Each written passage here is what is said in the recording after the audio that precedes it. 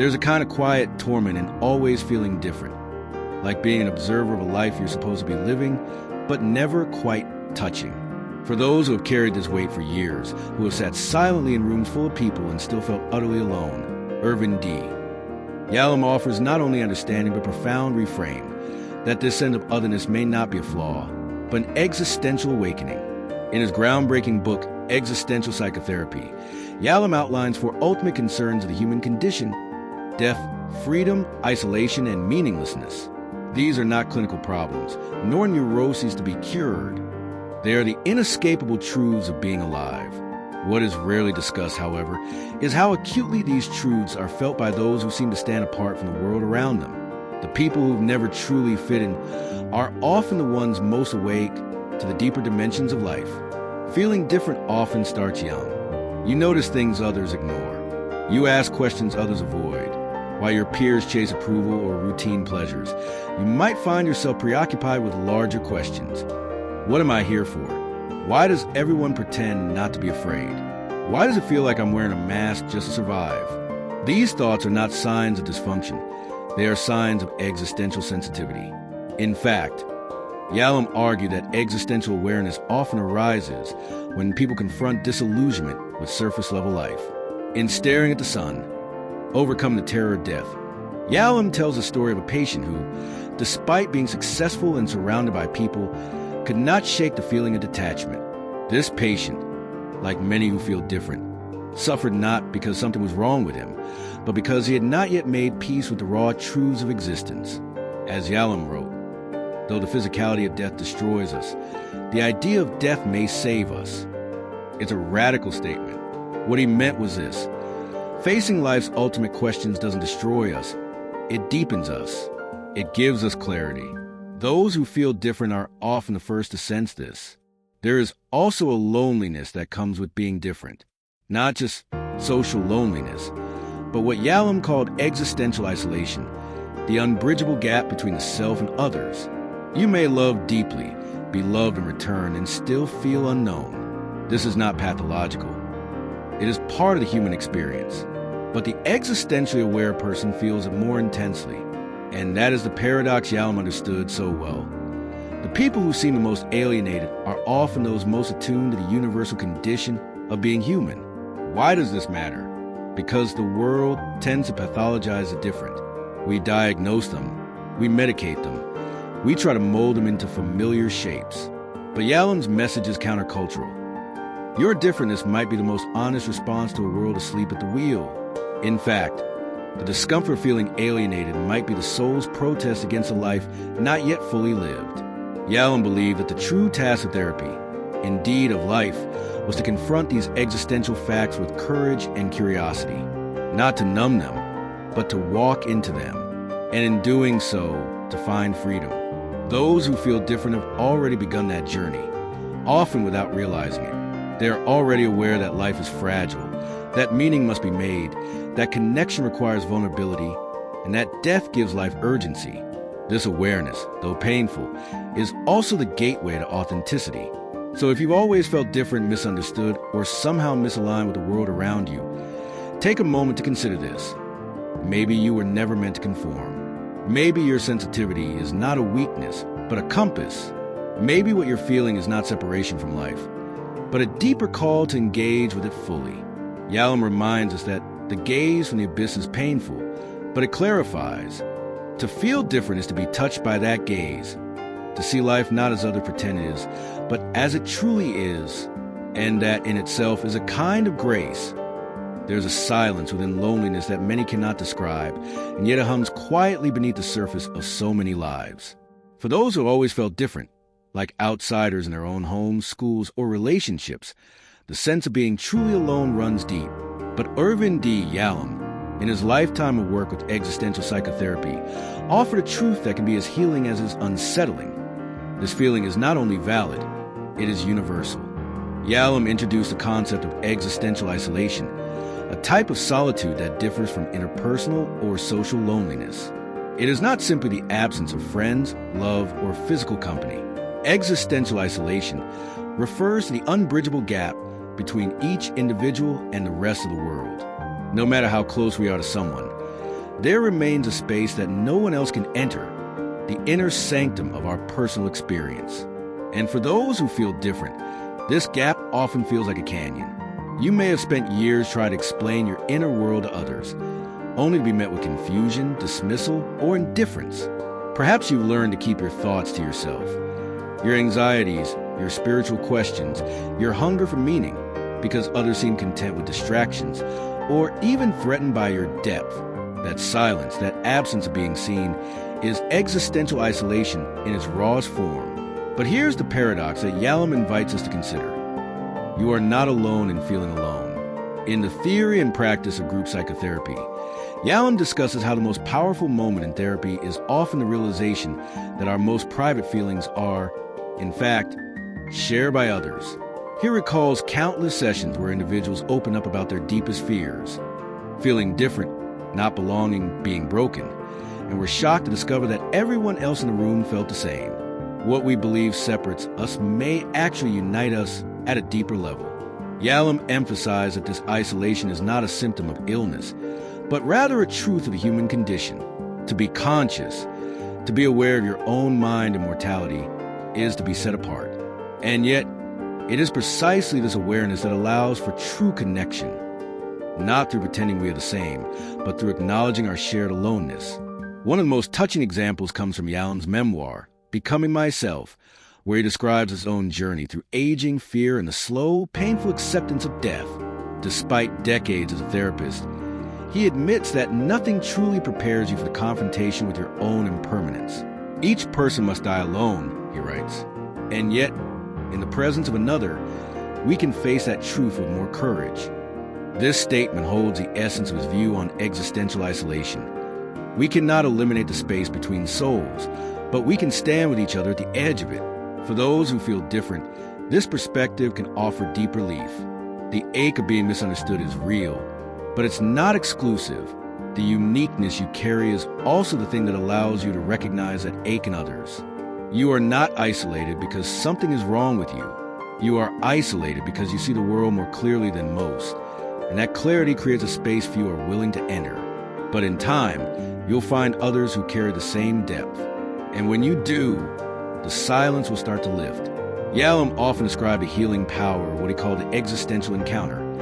Moments where two people meet not in roles, not through masks, but through truth. These moments cannot be manufactured, but they can be invited. And they often begin with the bravery of one person who dares to say, I feel alone. I feel different. That vulnerability is not weakness. It's a bridge. So if you've always felt that no one really sees you, that your soul speaks a language no one else understands, take heart in this. Irvin Yalom believed that to feel existential isolation is not a sign of failure, but of deep awareness.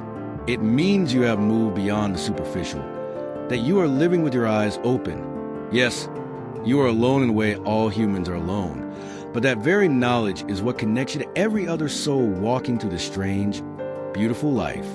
As Yalom wrote, though the experience of existential isolation is painful, the recognition of its universality is profoundly connecting. In other words, the more we accept that we are alone, the more deeply we can belong. For those who have always felt different, misunderstood, disconnected, or out of place, there's often a familiar undercurrent that runs beneath their daily lives. Pain. It may not be the kind of pain that stops you in your tracks or demands immediate attention. Rather, it's a subtle ache, a gnawing awareness that something about your experience doesn't quite align with the world around you. Irvin D. Yalom, through his decades of work as an existential psychiatrist, believed that such pain should not be suppressed or pathologized, but listened to, because pain, he argued, often points us toward purpose. Unlike many in the field of traditional psychiatry who viewed psychological symptoms as things to be eliminated, Yalom took a more nuanced, human approach. In his seminal work, Existential Psychotherapy, he explained that anxiety, despair, and even depression are not always signs of dysfunction.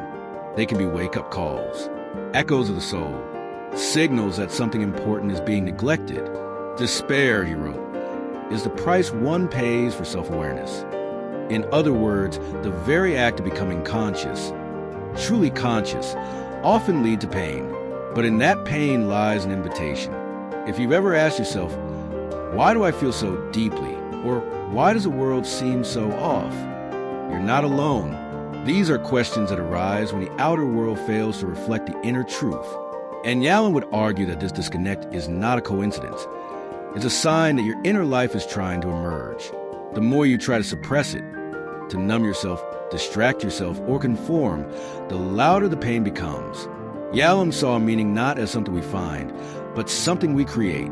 In his book, The Gift of Therapy, he shared countless stories of patients who were suffering, grieving losses, facing mortality, battling shame, and how, through that pain, they began to craft more meaningful lives. They didn't eliminate their pain. They transformed it. The question, Yalom wrote, is not whether we will suffer, but how we will suffer and what we will make of that suffering. This perspective is both liberating and confronting. It suggests that pain is not only inevitable, but essential. And for those who feel different, pain can be a compass. It's not just something to escape, but something to follow, to explore, question, and eventually shape into something meaningful. Pain reveals where we care, where we long, where we are most alive. Take, for example, the sensation of not belonging, rather than seeing it as a wound to be healed. Yalom might encourage you to explore its roots. What values lie beneath that feeling? What kind of world would you want to belong to? Often, the very things that cause you suffering, loneliness, injustice, superficiality, are the same things you're meant to transform through your presence, your work, or your compassion. Feeling different then becomes a calling. This doesn't mean the journey is easy. In fact, Yalom was clear-eyed about the difficulties of living authentically in a world that often prizes conformity. But he also knew that avoiding pain comes at a greater cost, the loss of self. When we ignore our suffering, we also ignore our depth, our voice, and the very passions that make life worth living. In his memoir, Becoming Myself, Yalom reflects on his own struggles with aging and the confrontation with death. He does not flinch from the fear or grief that accompanies these realities. Instead, he uses them as portals to deeper reflection. By facing his own finitude, he finds clarity, peace, and renewed purpose. This is the ultimate message of his work. Pain can break us open, but what we choose to do with that opening is where the meaning lies. So if you feel burdened by pain, alienation, or the sense that you're walking a path no one else understands, ask yourself, what is this pain asking of me? What part of myself have I been afraid to honor? What truth have I been avoiding? These questions, uncomfortable as they may be, are the very ones that Yalom believed could lead to liberation. Your pain is not a punishment. It is not proof that something is wrong with you. In fact, it may be proof that something inside you refuses to go numb, refuses to settle for a life that is less than truthful. That spark, however painful, is also sacred. It means your soul is still alive and still searching. In the words of Yalom, it is precisely because we are aware of our mortality that we are challenged to live fully, meaningfully, and with integrity. The pain you carry, the very thing that sets you apart, might also be the light that leads you forward. To feel different in a world that worships sameness is to live in constant tension. You move through life watching others play by rules that feel unnatural to you, smiling when they don't mean it, working jobs that drain their spirit, forming relationships built more on expectation than connection. If you're someone who has always felt different, chances you've struggled with a deep, ongoing conflict, the battle between being authentic and adapting to survive. Irvin D. Yalom, with his sharp existential insight, understood this struggle intimately. He saw it not as pathology, but as one of the most honest inner dilemmas a person could face. At the heart of this conflict lies a simple but profound question. How much of myself am I allowed to keep, and how much do I have to give up to belong? Yalom's existential framework taught that each individual must reckon with the reality of freedom, the freedom to choose, to act, to define oneself. But with that freedom comes anxiety, because every time you choose authenticity, you risk rejection. And every time you choose adaptation, you risk self-abandonment. In Existential Psychotherapy, Yalom writes, decisions are doors to freedom, but they always contain anxiety in their hinges. This quote captures the weight behind our daily compromises. Do I speak the truth and risk judgment? Do I stay in this relationship that doesn't nourish me just to avoid hurting someone? Do I act from my core values, or from the fear of being alone. These aren't just lifestyle questions. They are spiritual crossroads. And for those who feel different, these crossroads appear far more often and with greater intensity. People who feel different are often more sensitive, more attuned to inner dissonance. They know when they're betraying themselves. Even in small ways, they can feel the misalignment of words and actions, of values and behavior, like a splinter in the soul. But because society prizes fitting in over standing out, many learn to mask this dissonance. They become experts at adapting, playing roles, smiling politely, avoiding difficult truths. Over time, this adaptation becomes armor. Useful, maybe, but also suffocating. Yalom often worked with clients who reached a point of inner crisis. They had followed the expected path, career, marriage, children, but something remained missing. A quiet dread, the sense of having lived someone else's life. And when the mask became too heavy to carry, the pain finally erupted. These weren't failures of character, he believed. They were awakenings, signals that a deeper self had been exiled and was now demanding to return. In The Gift of Therapy, Yalom writes about a patient who came to him after decades of living correctly, fulfilling expectations, avoiding conflict, performing identity. But beneath it all, she felt dead. The turning point came when she stopped asking, "What will others think of me?" and started asking, "What do I truly want to do with the rest of my life?" Yalom didn't give her answers. Instead, he walked beside her as she began to strip away the false self she constructed to please others. The journey toward authenticity is not a comfortable one. It involves grief, the mourning of identities we've outgrown, of relationships we lose when we stop pretending. It involves guilt, the uneasy feeling that we are betraying others by finally being honest. And it involves courage, the willingness to be misunderstood or even alone rather than continue performance. But the cost of ignoring this journey is often greater than we realize. As Yalom taught, the suppression of authenticity leads not only to anxiety or depression, but to a kind of spiritual death. You may function, you may even succeed, but you will not feel alive. For those who have always felt different, this path is especially vital, because difference, when repressed, becomes pain. But when honored, it becomes power. The very things that set you apart, your insights, your depth, your refusal to settle, are the same things that can lead you to a life of profound meaning. Yalom emphasized that there is no one-size-fits-all prescription for authenticity. It is not about rebellion for its own sake, or withdrawing from the world. It is about alignment, about asking over and over again, does this reflect who I am or who I've been told to be? And when the answer is no, having the strength to change course. In his own life, Yalom chose the path of authenticity many times, turning away from the rigid Freudian models of his era, choosing to write books that blended science with story, and opening himself up as both healer and human. His vulnerability gave others permission to do the same.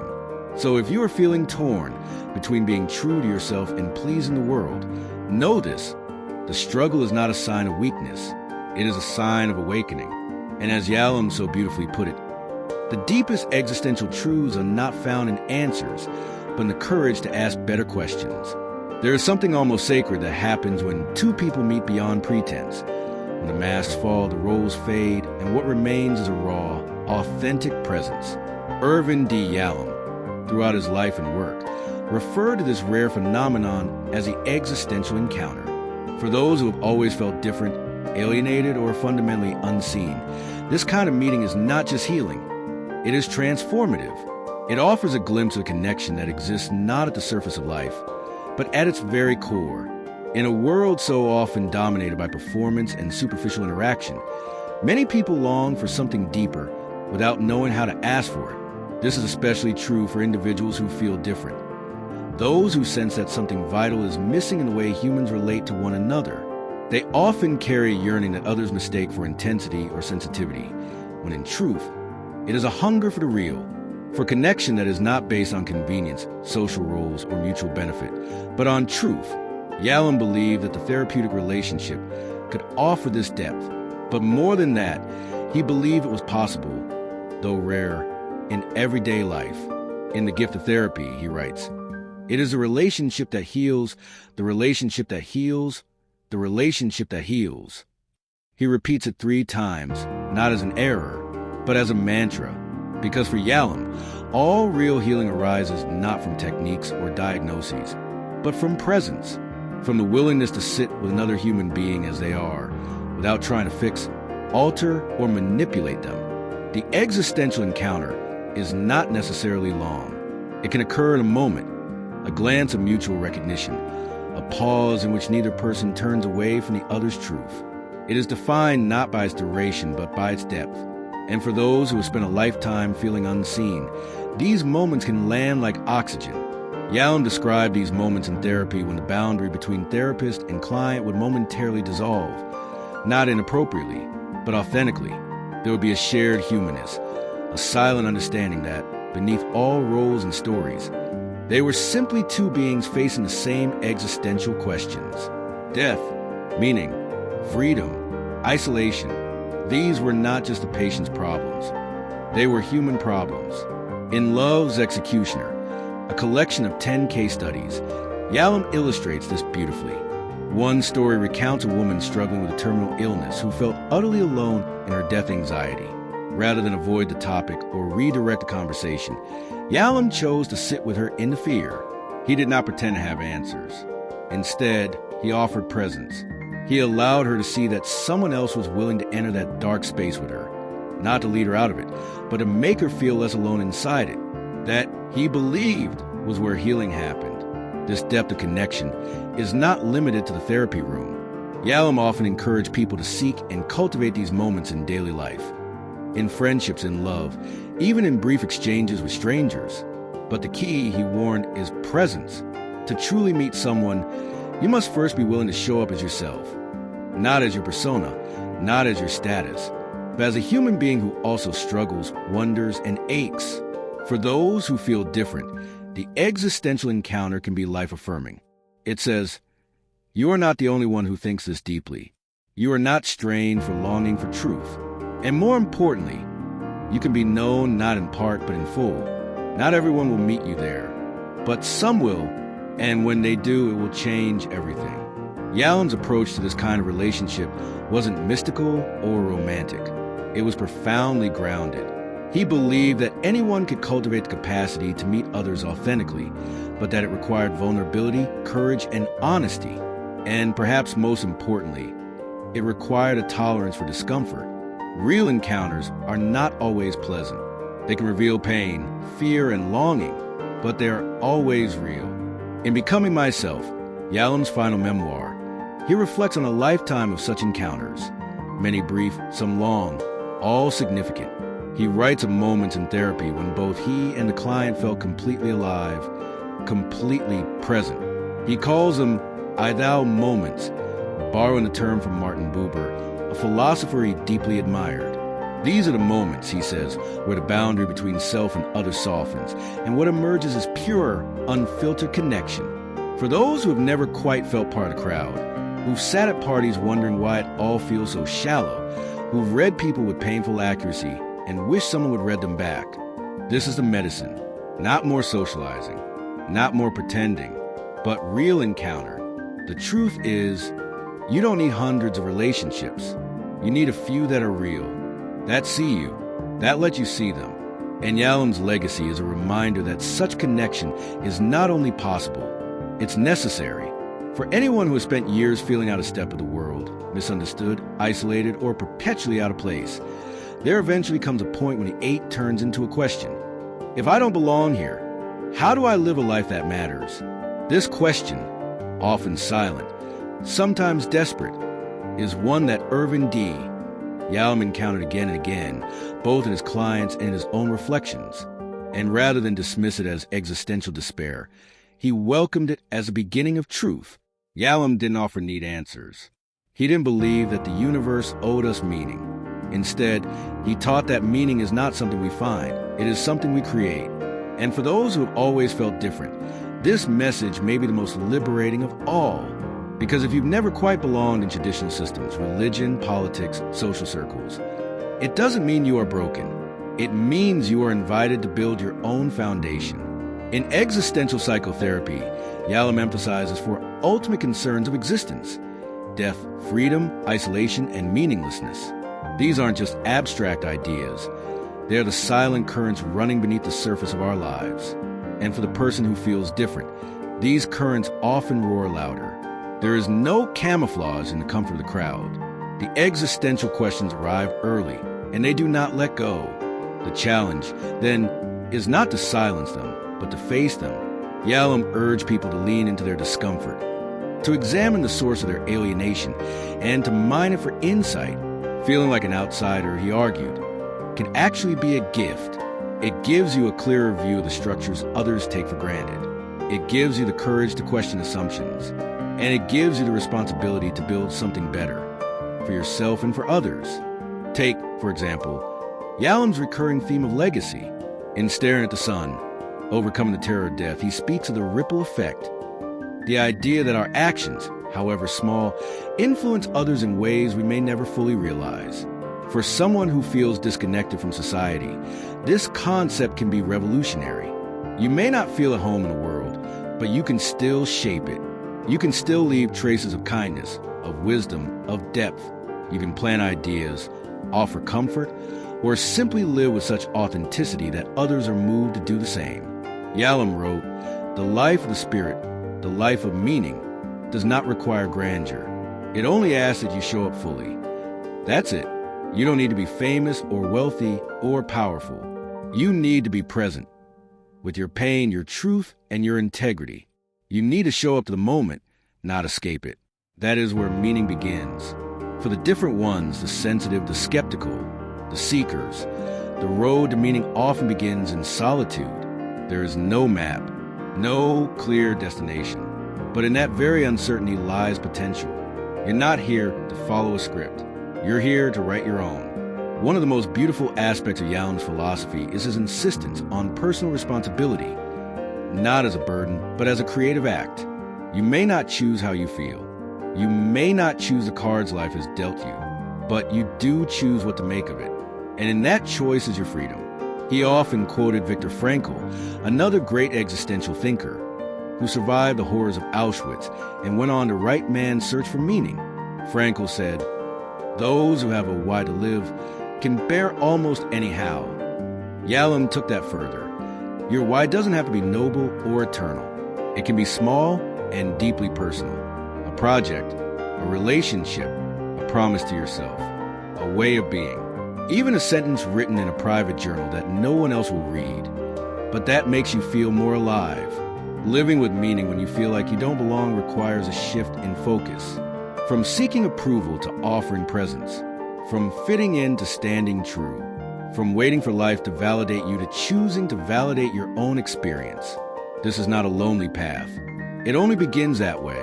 Because once you begin to live with meaning, you will start to attract others who are doing the same. You will find your people. Not because you try to be like them, but because you dare to be yourself.